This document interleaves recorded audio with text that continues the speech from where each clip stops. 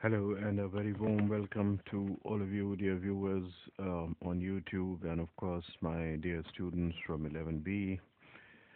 We are back again with another edition of um, modals. This is part two of the modals, but as usual, before I proceed, I would like to request you to subscribe, like, and share. I very much need your support as you all, all are. I mean, obviously, you are all aware. Uh, I'm your host and friend, teacher, an English teacher from AMU, Akhlaq Ahmed, and you're watching my YouTube channel called Learn English with Akhlaq Ahmed. So, you know, Landscape. in the previous video, in the first part, we could cover only two models. That's because we were required to discuss so many basics. But I hope we would now move quickly, you know. So we have already covered would and should, and now we would begin by talking about the use of may. So may, in fact, is used primarily for possibility. You know, if something is possible. So let's have a few quick examples of that. Like it may be true, or it may rain. Like it may rain, that is, it is possible that it will rain, or it may be true, it is possible that it is true. He may be at home. You may be right. He may miss the train. Look, he may recover if he is careful.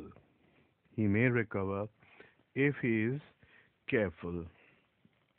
यानी वो ठीक हो सकता है अगर वो ध्यान दे. So it's another kind of conditional where the condition is described as a possibility. यहाँ पे हम बात कर रहे हैं कि ये मुमकिन है, संभव है कि वो रिकवर कर जाए. कंडीशन क्या है? इफ ही इज केयरफुल, अगर वो केयरफुल हो तो. So this is possibility. Remember, I have discussed the difference between possibility and probability. So don't confuse it with probability. आगे हम इस पे और डिस्कशन करेंगे, लेकिन अभी देख लें. May is also use to talk about permission. It adds the meaning of permission. For example, you may go to the film on Saturday, but you may not go tonight. So that is, you are allowed, you have the permission, you are permitted to go to the film tonight, but you may not go. That is, you are not allowed to go, you are not permitted to go on Saturday. Uh, then we can have some more examples of it. Uh, you see, this permission, of course, permission part is very easy. ये तो आपको आता ही होगा जैसे. अब let's look at some other examples.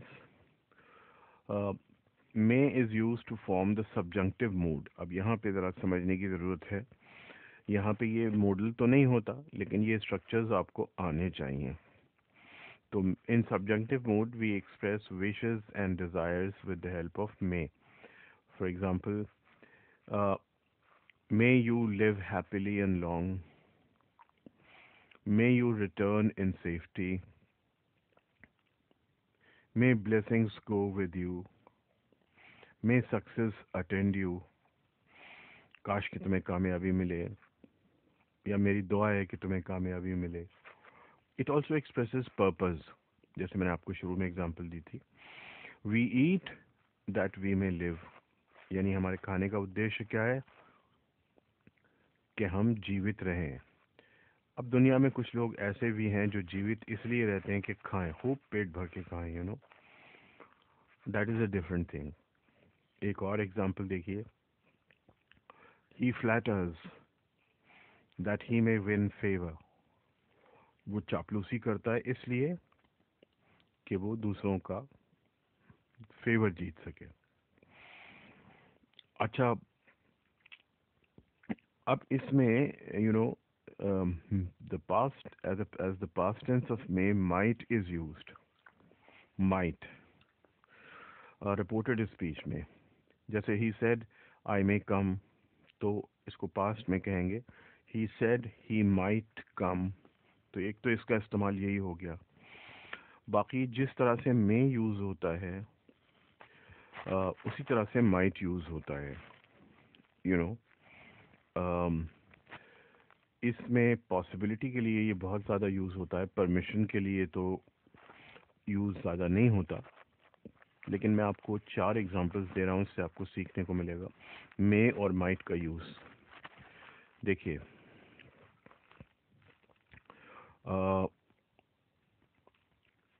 In examples को ध्यान से सुने।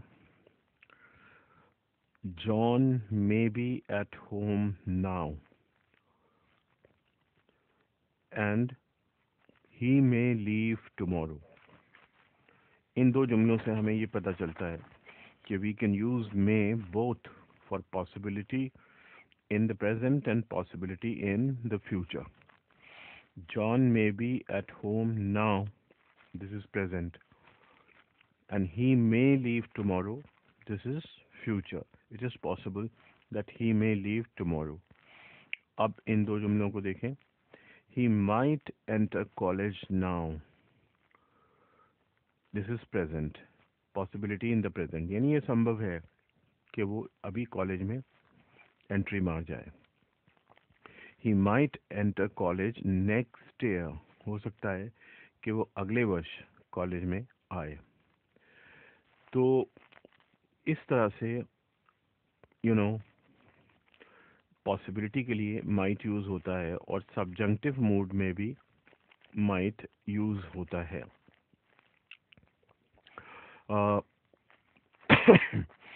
माइट इंडिकेटिव में भी यूज होता है और सब्जंक्टिव में भी।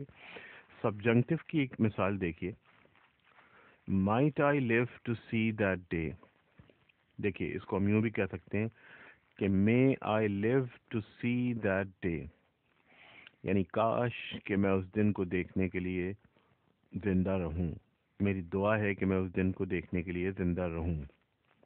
अब इसी में अगर हम माइट लगा दें तो might I live to see that day, काश मैं उस दिन को देखने के लिए जिंदा रहता।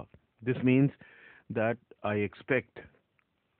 अब पॉसिबिलिटी ये है कि मैं जिंदा नहीं रहूंगा, I am about to die, so I say might I live to see that day.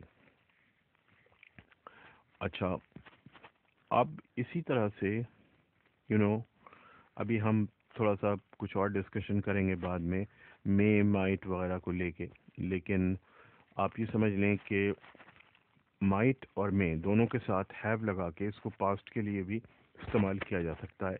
Possibility in the past, like he may have gone by now, यानी हो सकता है कि वो अब तक चला गया हो। अब ये पॉसिबिलिटी है। He might have gone by now, वो हो सकता है कि चला गया हो, भी कुछ कह नहीं सकते, there is nothing, no idea. तो मे हैव और माइट हैव, इसका ध्यान रखें। Now you see can in fact is used always as a full verb, and इसके बाद infinitive आता है जिसमें to नहीं लगा होता, वो तो खैर उसे छोड़ें हम। Let's discuss what it expresses, power and ability. This is very important, power and ability. मिसाल के तौर पे I can walk 10 miles, that is I have the strength, I have the ability and power to walk 10 miles, मैं 10 मील पैदल चल सकता हूँ।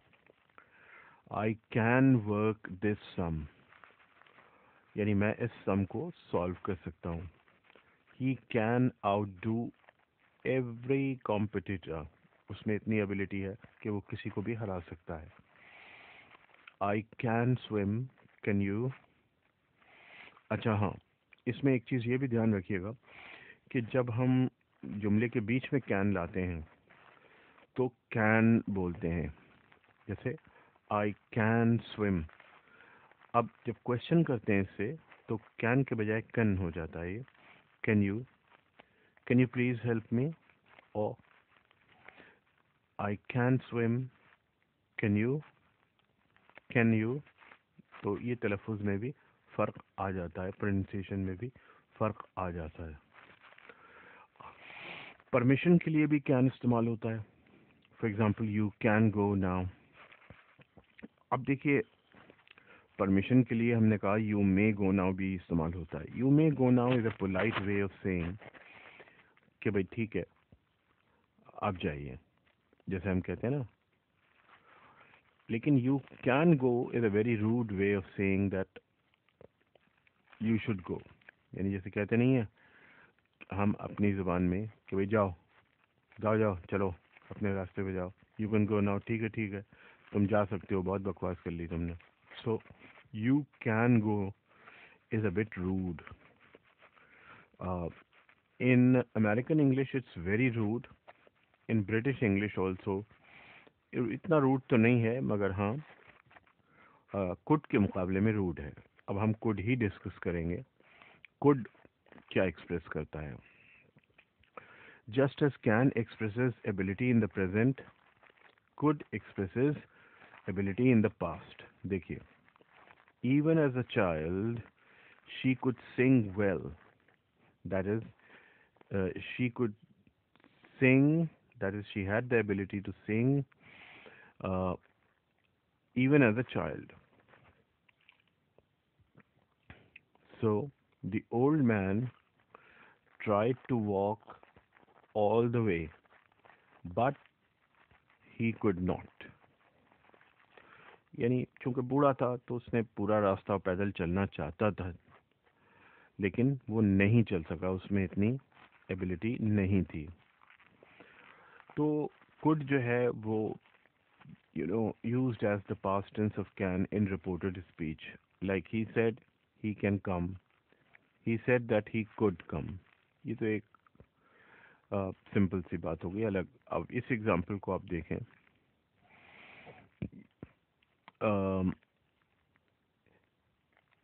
Ability.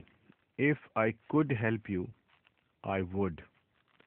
ये भी एक तरह का कंडीशनल सेंटेंस है, लेकिन इसमें जो इफ आई कुड है, ये कंडीशन जो है, ये कंडीशन है related to ability. if I could help you means if I were able to help you, then I would help you. तो could इस तरह से ability के सेंस में conditionals में भी यूज हो जाता है. Let's now see some more examples with could. may की तरह could भी possibility का सेंस ऐड कर देता है. It could rain. हो सकती है. could rain sometimes refers context के हिसाब से प्रेजेंट को भी रेफर कर सकता है और पास्ट को भी. अगर कॉन्टेक्स्ट में ये क्लियर नहीं है तो फिर पास्ट माना जाएगा. जैसे मैंने ये जुमला बोला, इट कुड रेन, यानी बारिश हो सकती थी, तब ये सेंस निकलेगा. इट मे रेन, बारिश हो सकती है. इट कैन रेन, बारिश होने की संभावना बहुत ज़्यादा है. अभी हम इस चीज़ को डिस्कस करेंगे. थोड़ा सा पहले कुड के और मीनिंग्स देख लेते हैं. The other meanings, ability in the past, as I said, like when she was 10, she could already speak 4 languages. यानी 10 वर्ष की आयु में भी वो 4 लैंग्वेजेस बोलने की उसमें एबिलिटी थी. अच्छा, याद रखिए, could is also used for polite offers. Like, could you tell me the time, please? Or could you give me a glass of water? Could you help me please. तो अब ये could you help me, can you help me, can भी polite है British English में, मगर could ज़्यादा polite है। और याद रखिए अमेरिकन इंग्लिश में कैन जो है वो इम्पोलाइट है। जैसे हम क्लासरूम में एंटर करते हैं तो हम कहते हैं मे आई कम, यानी भाई आ सकता हूँ मैं, अगर परमिशन, अगर इजाज़त हो तो आ सकता हूँ। अगर हम यहीं पे यहाँ ये कह दें कैन आई कम, तो मतलब हमारा परमिशन लेना नहीं होता, मतलब ये होता है कि भाई आ सकता हूँ, और ये कहते कहते मैं आ गया, आ जाऊँ, ये जो है मतलब जैसे आ सकता हूँ नहीं, बल्कि जो कहते हैं ना कि आ जाऊँ, मतलब हम ये उम्मीद कर रहे हैं कि सामने वाला ये कह ही नहीं सकता कि no. So can is not as polite as may. तो ऑफर्स के लिए भी यूज़ होता है। इसी तरह से look at this sentence, it is used for permission also. Our teacher said we could hand the work in on Friday. That is, our teacher allowed us, permitted us to hand the work in on Friday. और ये reported speech में this is very common in reported speech, यानी कि indirect speech में। तो लेकिन हाँ, अब ये ध्यान रखिए कि जिस तरह से मे और माइट के साथ हम कैन सॉरी हैव का इस्तेमाल कर सकते हैं, इसी तरह से हम कुड के साथ भी हैव का इस्तेमाल करते हैं और पास्ट के लिए इसको यूज़ करते हैं। जैसे he could have walked uh, he could have walked 10 miles but he didn't, यानी वो 10 मील चल सकता था, उसमें इतनी एबिलिटी थी, बट वो चला ही नहीं। It was his will. So you could have done it means you were able to do it, मगर आपने नहीं किया। जाहिर बात है, तभी हम ये कह रहे हैं you could have done it, आप इसे कर सकते थे, ये सेंस निकलेगा इसका। सो अब इन बेसिक्स को डिस्कस करने के बाद हमारे पास एक क्वेश्चन रह जाता है। हमने देखा कि भाई पॉसिबिलिटी या पोलाइटनेस के मामले में, हमने देखा कि कुड सबसे ज़्यादा पोलाइट है, और फॉर अमेरिकन्स में सबसे ज़्यादा पोलाइट है, फॉर ब्रिटिशर्स कुड सबसे ज़्यादा पोलाइट है। कैन ब्रिटिशर्स के लिए थोड़ा पोलाइट है, बट अमेरिकन्स के लिए इम्पोलाइट है। इंडियन इंग्लिश तो सब चलता है वाली बात है, लेकिन कैन जो है वो यूजुअली आप पोलाइट सेंस में यूज़ नहीं कर सकते, ये ध्यान रखिएगा। और हमने ये भी देखा कि मे, माइट और कैन और कुड के साथ हम हैव भी इस्तेमाल कर सकते हैं। कैन के साथ तो यू कैन हैव, कैन के साथ तो इस्तेमाल नहीं होता, सॉरी, कुड के साथ हो जाता है इस्तेमाल। तो अब एक बेसिक क्वेश्चन आपके जहन में आ रहा होगा कि भाई जब पॉसिबिलिटी सारी चीज़ों से एक्सप्रेस होती है, जैसे ही may come, Battery level 40%. He can come, he might come, he will कम, ये सब इसमें फ़र्क क्या है? बात तो एक ही है।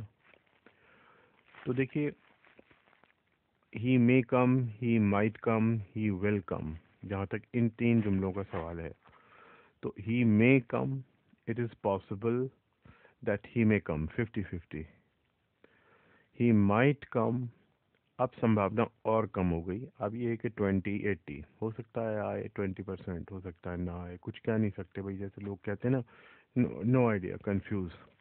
ही विल कम मतलब ही विल डेफिनेटली कम, और ही कैन कम मतलब there is a strong possibility that he will come. वैसे तो एबिलिटी के लिए ये इस्तेमाल होता है। ही कैन कम मतलब ये कि उसमें एबिलिटी है कि वो आ सके। ही कैन कम, लाइक ये तो अजीब सा जुमला हो जाएगा, ही कैन कम को आप कोई और एग्जांपल दे सकते हैं। For example, he has no conveyance, but no problem, he can walk. उसके पास कोई सवारी नहीं है, लेकिन कोई बात नहीं, वो पैदल चल सकता है, उसमें इतनी ताकत है। Okay, so these basics, very difficult ones are done. Should, would, could, may, might, ये हमने कवर कर लिए। अब हम आते हैं must pay. Must expresses number one, necessity or obligation. Necessity or obligation. For example, we must obey the laws. That is, it is compulsory for us. We are obliged to obey the laws. हम कानून को मानने के लिए बाध्य हैं, ज़रूरी है हमारे लिए। मस्ट और शुड में फ़र्क यही होता है कि शुड जो है इज़ नॉट कंपल्सरी। हाँ, एम्फेसिस है उसमें भी, जैसे we should obey the laws, हमें कानून का पालन करना चाहिए, ये डिज़ायरेबल है, this is what is required, इसकी आवश्यकता है। लेकिन अब मस्ट अगर हम लगा देंगे तो उसमें यह है कि अगर हम नहीं करते तो फिर देयर इज ए पेनल्टी। इस एग्जांपल को देखिए, we must work or starve, यानी दो ही रास्ते हैं हमारे पास, either we must work and earn our bread, या तो हम काम करें और उससे अपनी जीविका चलाएं, खाना पीना चलाएं, और स्टाव, या फिर फाका कशी करें, भूखे रहें। जब कुछ करेंगे नहीं तो जाहिर बात है खाएंगे कहाँ से, तो मस्ट, ये मस्ट है। Okay, next, must expresses firm determination, fixed determination, like I must have my way in this matter. Suppose you have given me some task,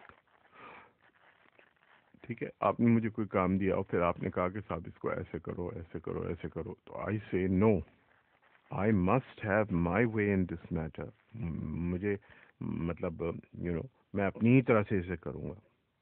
हाँ, मस्ट के साथ हैव भी इस्तेमाल हो जाता है, जिस तरह हमने देखा शुड के साथ। जैसे हमने एक एग्जांपल देखी थी, आई should have attended the meeting this afternoon but I forgot. तो वो मतलब मेरी ड्यूटी थी, मुझे करना चाहिए था, मगर मैं नहीं कर सका। अब मसलन इसी जुमले को हम यूं कहें कि आई must have reached the station at 2 o'clock। मुझे यकीनन 2 बजे तक स्टेशन पहुंच जाना चाहिए था। अब क्या हुआ? The result was that I miss the train. तो ये मस्ट और शुड में फ़र्क है। I should have reached the station by 2 o'clock, मतलब मैं 2:30 पे भी पहुंच जाता तो चलता, बट मस्ट हैव में 2 तक पहुंचना, 2 was the deadline. Then it expresses duty. For example, a judge must be upright. A judge must be honest. जज को ऑनेस्ट होना चाहिए, खुद ऑनेस्ट नहीं होगा तो फैसला कैसे करेगा, तो ये कंपल्सरी है उसके लिए। Now, this is important. If you think that a certain thing is true, if you are sure of it, then you can use must. For example, if you see someone shouting, pelting stones, and tearing his clothes, uttering abusive words, आपने देखा कोई आदमी है चिल्ला रहा है, गालियां बक रहा है, कपड़े फाड़ रहा है, अपने कपड़े फाड़ रहा है, पत्थर फेंक रहा है उठा उठा के, तो आप कहेंगे he must be mad, ज़रूर ये पागल होगा, वरना और कोई ऐसा कर ही नहीं सकता। इसी तरह से somebody must have told him, because he knows it, so obviously somebody must have told him. किसी ने तो उसे बताया ही होगा, तभी तो उसे मालूम है। इसी तरह से एक बात कही जाती है, वी मस्ट ऑल डाई, हम सबको मरना है, मौत से कोई छुटकारा नहीं है।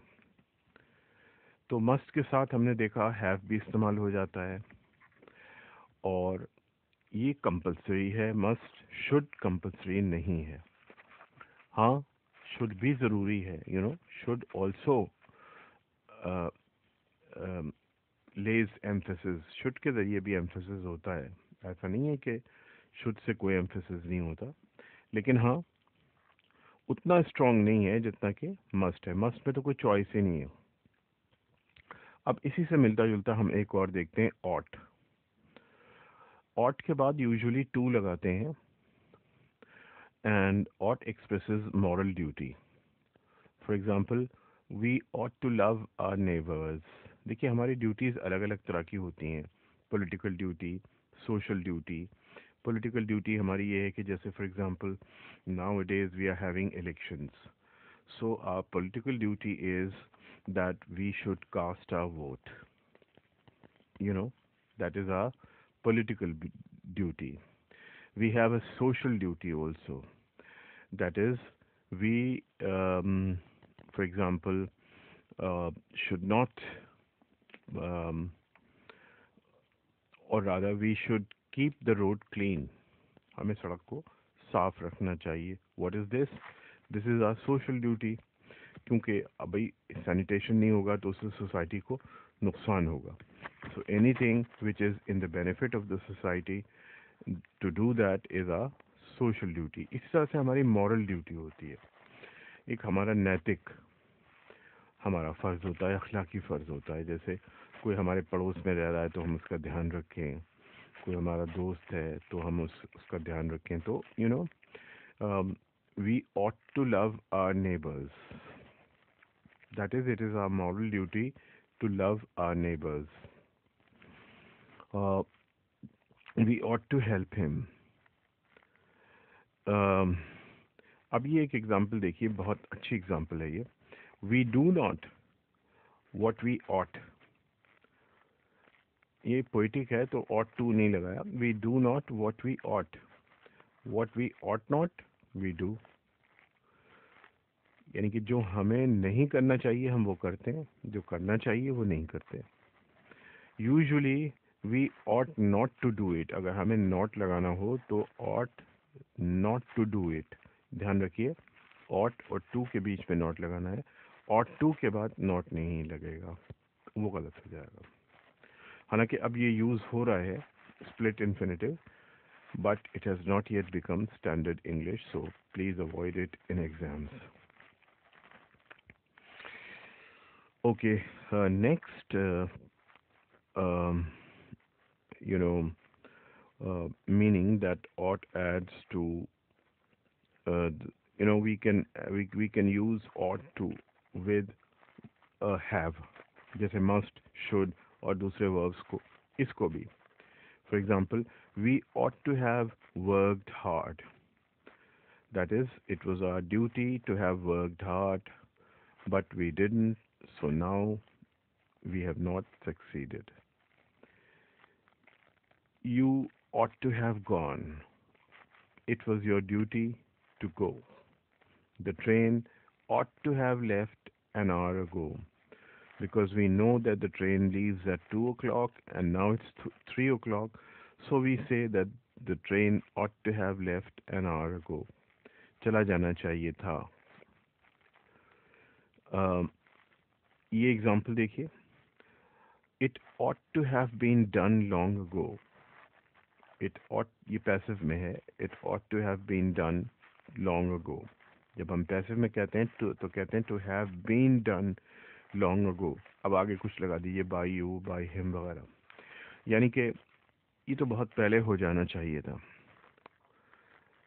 इसी तरह से I ought to have done it. ये एक्टिव है, मुझे ये कर लेना चाहिए था, but I didn't do. Ought is also used to express,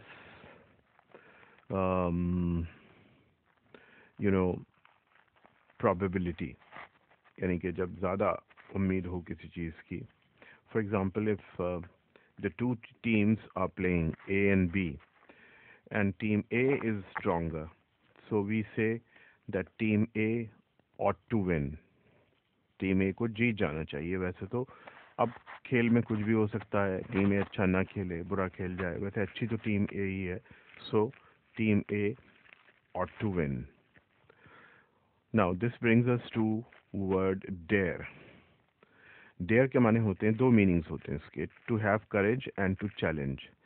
जब हम इसको to have courage के सेंस में इस्तेमाल करते हैं तो याद रखिएगा प्रेजेंट सिंपल में इसके साथ एस नहीं लगता और इसी तरह से पास्ट में इसके साथ डिड नहीं लगता।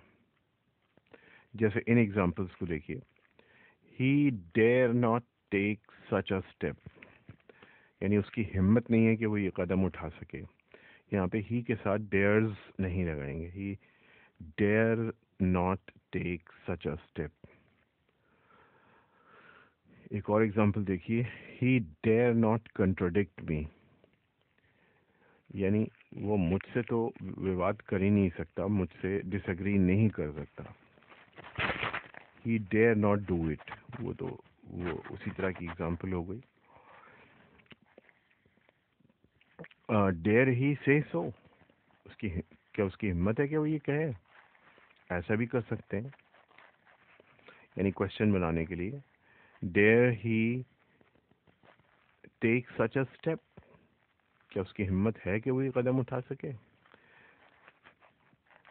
Dare he not take such, dare he not take such a step, क्या उसकी हिम्मत नहीं है कि वो ये कदम उठा सके? ऐसे भी स्ट्रक्चर्स बन सकते हैं। And you know, in modern English current usage हम यूँ भी कह सकते हैं कि he doesn't dare to take such a step, ये भी गलत नहीं होगा, ये भी कह सकते हैं। बट मोर कॉमन जो स्टैंडर्ड इंग्लिश है वो मैं आपको बता रहा हूँ, वो ये कि डेयर के साथ एस यूजुअली नहीं लगता, एन जब नेगेटिव आए। He dare not take such a step, जैसा आपको बताया।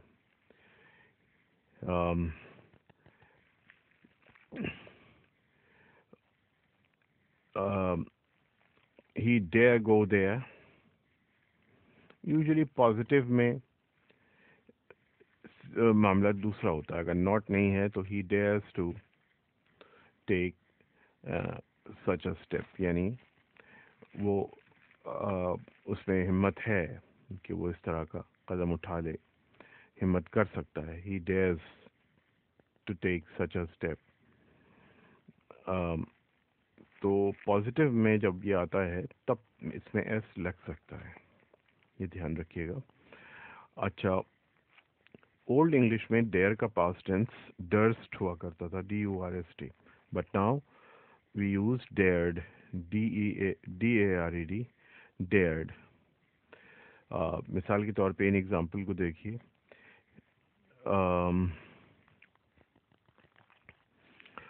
तो ये डेयर्ड का पास्ट टेंस में भी जब हम कहेंगे he dared not take such a step, he did not dare भी कह सकते हैं, लेकिन यू नो स्टैंडर्ड इंग्लिश जो है, जो ज़्यादा करेक्ट इंग्लिश है, वो यही है कि he dared not take such a step, और dared he take such a step, ये क्वेश्चन हो गया।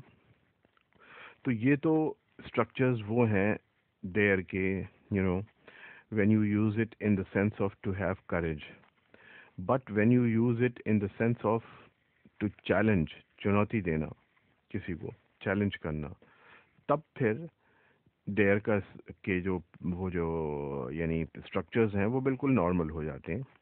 जैसे he dared me to fight, that is he challenged me to fight. I dared him to do it. He dares, DARES, you to do it. I dare you to come here.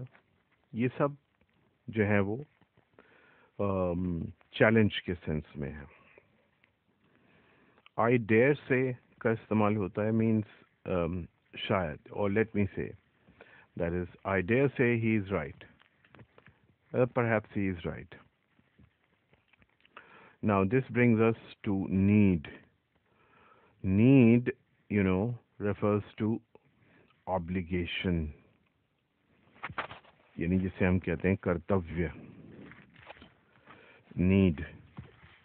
इसमें भी कुछ उसी तरह का मामला है जो dare में है। नेगेटिव में जब इस सेंस में यूज होता है तो इसमें भी एस नहीं लगता। For example, he need not गो, उसे जाने की जरूरत नहीं है। अब हम इसे यूं भी कह सकते हैं, he doesn't need to go, लेकिन फिर वही बात है कि स्टैंडर्ड इंग्लिश यही है कि he need not go, S नहीं लगाएंगे, he need not go. Need he write to him, ये क्वेश्चन है, तो क्वेश्चन यूं होना चाहिए, does he need to write to him, ऐसे भी ठीक है, लेकिन ज्यादा करेक्ट क्या है, ज्यादा प्रिवेलेंट क्या है, ज्यादा कॉमन क्या है, need he write to him, ये स्टैंडर्ड माना जाएगा। फिलहाल यही स्टैंडर्ड है, need he write to him. लेकिन जब नीड हम यूज करते हैं to stand in need of या टू रिक्वायर, यानी जरूरतमंद होना या जरूरी होना, इसके सेंस में, तो फिर नीड के स्ट्रक्चर्स नॉर्मल हो जाते हैं। कैसे? For example, he needs help, it needs to be done with care. तो नीड से नीडेड, वैसे तो पहले नीड से जो है वो नीड जो है वो प्रेजेंट टेंस में ही यूज होता था, but now you can use it in the past also, like I needed help at that time but there was no one who could help me, यानी उस समय मुझे हेल्प की जरूरत थी लेकिन कोई ऐसा नहीं था जो मेरी मदद करता। तो ये नीड है। Now we discuss use to and use to. देखिए, यूज टू, ही इज, हम जब पैसिव में यूज करते हैं, he is use to getting up early in the morning, यानी उसकी सुबह उठने की आदत है। अब ये ध्यान रखिएगा कि इस स्ट्रक्चर में टू के बाद जो वर्ब आता है वो आईएनजी फॉर्म में आता है। ही इज यूज टू, किस चीज का आदि है? यूज टू मतलब आदि होना। He is use to getting up early in the morning. He was used to getting up early in the morning. अब अगर हम इसको पास्ट में कहना चाहें, सॉरी फ्यूचर में, तो he will get used to getting up early in the morning, यानी उसकी सुबह उठने की आदत पड़ जाएगी। get used to पड़ जाएगी, आदत पड़ जाएगी। getting up early in the morning, तो ये तीन स्ट्रक्चर्स हैं। और आमतौर पे यूज टू जो है, USE, आई यूज टू, ये आमतौर पे पैसिव वॉइस में ही यूज होता है, USED ही यूज होता है। I use to go to the market every day. I am not used to getting up early in the morning, यानी कि मेरी सुबह उठने की आदत नहीं है। I am, he is not use to getting up early in the morning. You are not use to getting up early in the morning. तो इस तरह से भी हम यूज कर सकते हैं। और he will get use to, I am not use to this area, I will get use to this place, मुझे इस जगह की आदत पड़ जाएगी। तो ये जनरली यूज्ड ही की फॉर्म में इस्तेमाल होता है, लेकिन कुछ एक्सेप्शनल केसेस ऐसे हो सकते हैं जहाँ पे USE भी इस्तेमाल हो जाए, use to. I am not use to it, जैसे मैंने कहा, तो वो फिर भी यूज्ड ही इस्तेमाल होता है, USE इस्तेमाल नहीं होता ज़्यादा। So you C,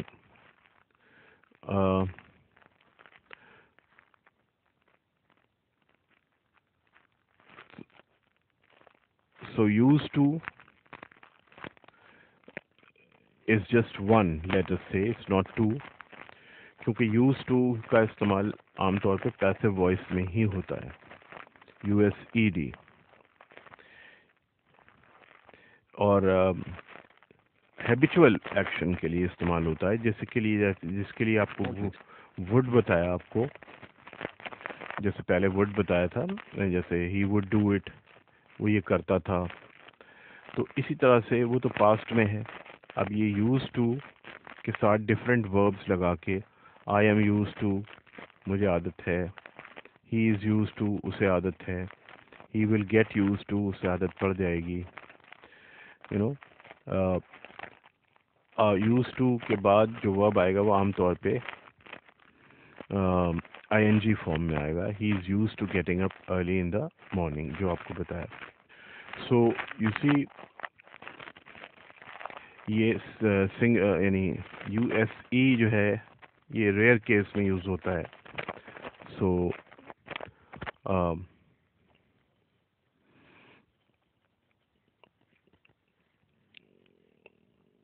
he uses, नहीं, यूज टू से आप समझने की ये एक ही है, this is only one. Use to नहीं है, बल्कि यूज्ड टू है, use to. So use to refers to habit, either in the present or in the past or in future. अब इसमें कैसे, वो आपको एग्जांपल बता दी, जैसे I am use to, he is use to, he was use to, he will get used to, he would get used to, he could get used to। वो पीछे जितने भी हमने डिस्कस किए, he may get used to, he might get used to, वो सब इनके साथ इस्तेमाल हो सकते हैं। लेकिन used to जो है वो हैबिट के लिए आता है, ये ध्यान रखिएगा जब आपको फिलअप करना हो तो।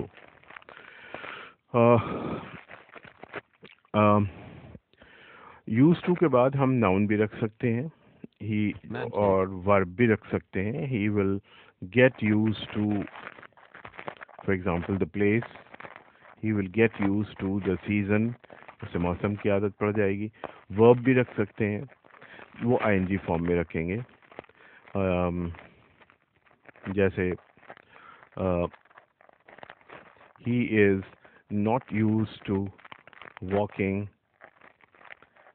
एवरी डे, हर रोज उसे वॉकिंग करने की, ये वॉकिंग ING फॉर्म में आ गया। और इस तरह भी कह सकते हैं, हम यूं भी कह सकते हैं, देखिए एक स्ट्रक्चर और है, for example he use to drive 2 miles every day. अब यहाँ पे ड्राइविंग नहीं लगाएंगे, ही यूज टू ड्राइविंग नहीं लगाएंगे, क्योंकि यहाँ पे हम ये कहना चाह रहे हैं कि वो, उसकी आदत थी कि वो 2 मील रोज ड्राइव किया करता था। He use to drive 2 miles every day. यहाँ पे यूज्ड मेन वर्ब के तौर पे यूज हो रहा है, तो इसके बाद ING लगाने की ज़रूरत नहीं है। यूज टू एज जीरेंड आप कह लें, या मतलब एक मॉडल के तौर पे जब यूज़ होगा, देखें दो स्ट्रक्चर्स को कंपेयर करें। ही इज़ यूज टू किस चीज़ का आदि है, getting up early in the morning. और दूसरा स्ट्रक्चर है हमारे पास, he use to drive a car. अब ये यहाँ पे use to driving a car, देखिए इसी को मैं आपको समझाता हूँ, इसी को दो तरह से बना के। He use to drive a car, sorry, he use to drive 2 miles every day. वो हर दिन 2 मील क्या करता था, ड्राइविंग करता था। अब इसी को हम यूं भी कह सकते हैं, he was use to driving 2 miles every day. अब जब वॉज लगा दिया इसके साथ, वॉज लग जाए, इज लग जाए, एम लग जाए, टू, वॉज यूज टू, अब इसके बाद ING फॉर्म में आएगा।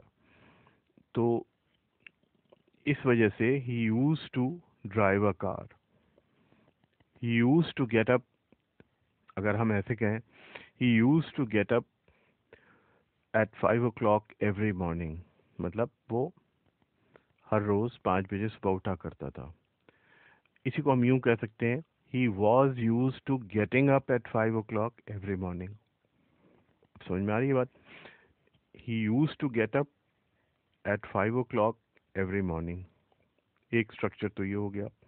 एक ये हो गया he was use to getting up at 5 o'clock every morning. तो हर सुबह वो उसकी उठने की आदत थी। एक बात ये हो गई, एक ये कि उठा करता था। So the two structures are different. So used to is used in these different ways. Are you used to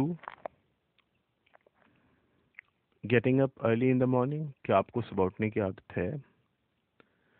अच्छा हाँ, यूज टू का इस्तेमाल देखिए मुझे ध्यान आया, इसीलिए मैं डिस्कशन कर रहा था ये। Battery level 30%. जैसे हम क्वेश्चंस में USE+2 लगाते हैं, जैसे did he use to get up early in the morning, यानी क्या वो सुबह उठा करता था। Did he use to get up early in the morning, यहाँ पे डी नहीं लगेगा क्योंकि पीछे डिड लगा हुआ है। इज, अब चूंकि डज से ये नहीं बन सकता क्योंकि ये पैसिव स्ट्रक्चर है, तो प्रेजेंट में फिर इसकी कोई और मिसाल सोचनी पड़ेगी, लेकिन मैंने आपको इसकी एक मिसाल फिलहाल ये बता दी है यूज टू की। डिड ही यूज, अब यहाँ पे यूज नहीं बोलेंगे, यूज बोलेंगे ज के साथ। Did he use to get up early in the morning, एक स्ट्रक्चर ये हो गया, यानी क्या वो सुबह उठा करता था। अब इसी को यूं पैसिव में बोलते हैं, was he used to getting up early in the morning. अब ये वॉज के साथ यहाँ पे ईडी लग जाएगा, क्या वो आदि था किस चीज का, to getting up early in the morning, सुबह उठने का, सुबह उठने का। सो यूएसई यूज जो इस्तेमाल होता है वो डिड के साथ इस्तेमाल होगा, अदरवाइज यूएसईडी ही इस्तेमाल होगा। और इन स्ट्रक्चर्स को अच्छी तरह समझने में रिपीट कर रहा हूँ ये स्ट्रक्चर्स, जैसे he use to get up at 5 o'clock, वो सुबह 5 बजे उठा करता था। अब इसी को पैसिव स्ट्रक्चर में कहेंगे he was used to getting up at 5 o'clock, यानी उसे सुबह 5 बजे उठने की आदत थी। ठीक है, अब इसको जरा क्वेश्चन में ले लेते हैं। Did he use, U S E, did he use to get up at 5 o'clock, क्या वो 5 बजे उठा करता था। और अब इसी क्वेश्चन को चेंज करते हैं, was he used to getting up at 5 o'clock, क्या उसकी सुबह 5 बजे उठने की आदत थी। I hope this confusion is now clear. ये 4 अलग अलग स्ट्रक्चर्स हैं, 2 अलग अलग तरह के क्वेश्चंस हैं। आप यूं समझ लें कि is used, was used, will get used, इनके साथ जब इस्तेमाल होगा तो फिर टू के बाद आईएनजी लगेगा। और अगर ये नहीं है, इनमें से कोई हेल्पिंग वर्ब नहीं है, he used to drive a car, तो फिर ही के बाद कोई न इज है, न वॉज है, न वर है, कुछ भी नहीं है। ही यूज्ड यूएससीडी टू, क्या किया करता था, किस चीज का आदि था, to drive a car, car चलाने का। तो इस तरह से यूज टू और यूज टू इस्तेमाल हो जाते हैं। Now let's briefly discuss have to, had to and will have to. Have to is something which is must for you, like he will have to come, otherwise he will miss the exams, यानी उसे आना ही होगा। या पहले इसको यूं देखते हैं, he has to come, he has to come, otherwise he will miss the exams. You know, he has to come means he has not yet come, अभी वो नहीं आया, हम फ्यूचर की बात कर रहे हैं। he has to come, उसे आना है, आना ही है, he has got no choice, because if he doesn't come he will miss his exams. तो he के साथ has लगेगा, I के साथ और we के साथ have लगेगा, has to और have to। I have to go, otherwise I'll miss the train, मुझे तो जाना ही है। या मैं यूं कहूँ कि I have to go to the market, So I'll buy the clothes for you. You need not go there. मुझे तो बाजार जाना ही है, तो कपड़े आपके मैं खरीद लाऊंगा, आपको जाने की ज़रूरत नहीं है. Though of course people want to, you know, buy clothes by themselves, खुद खरीदना चाहते हैं, लेकिन ये एक एग्जांपल है, you know.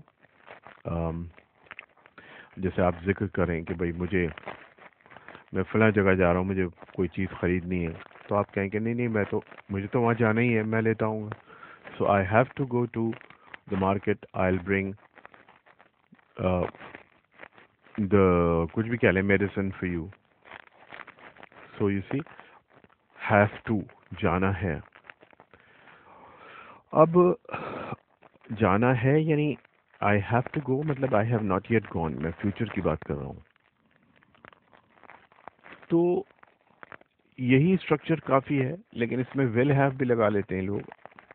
लेकिन जब विल हैव हम तब लगाते हैं जैसे हम फ्यूचर की बात कर रहे हो. जैसे for example, I will go to Delhi in 2 days time. I'll stay there for 2 weeks. I will go to um, uh, an institute every day.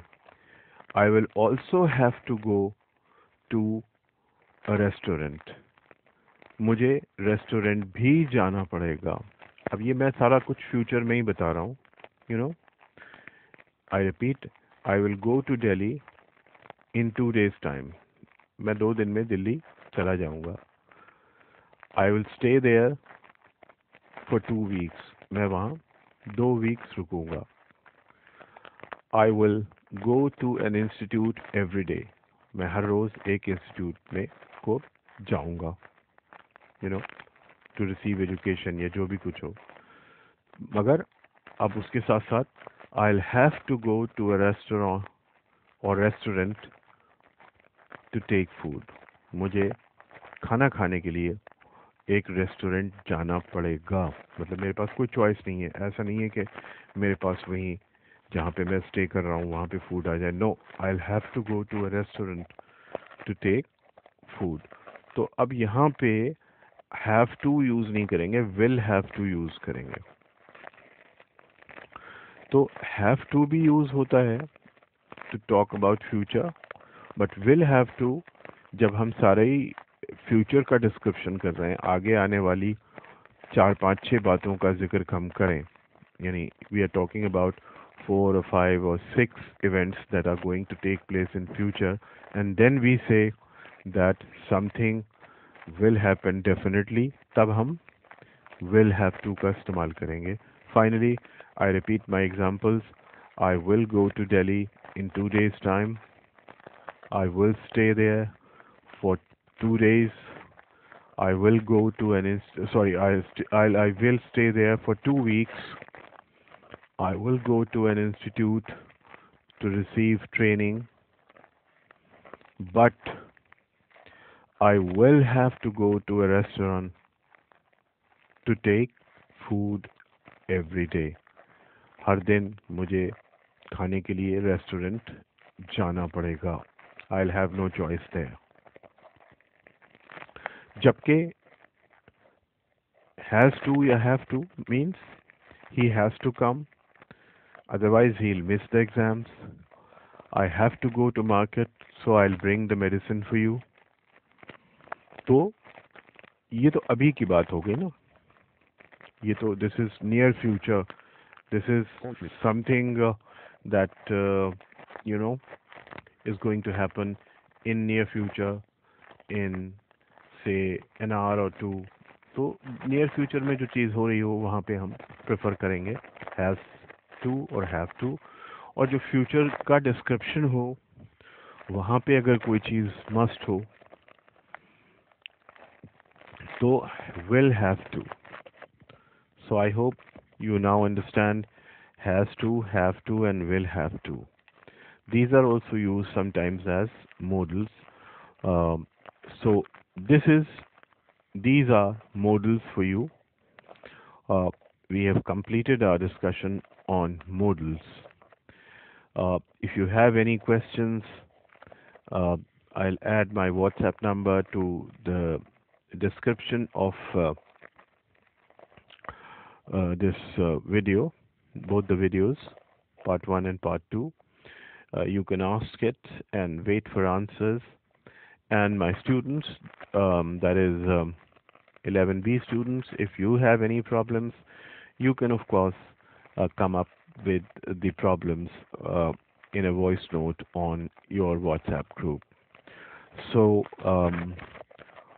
thanks a lot for watching. And once again, before I take your leave, I would repeat my request. Please subscribe, like, and share. Support so that I may keep bringing such videos for you. So, uh, you see, we'll meet with some other useful topic in future. Until then, take care. Goodbye.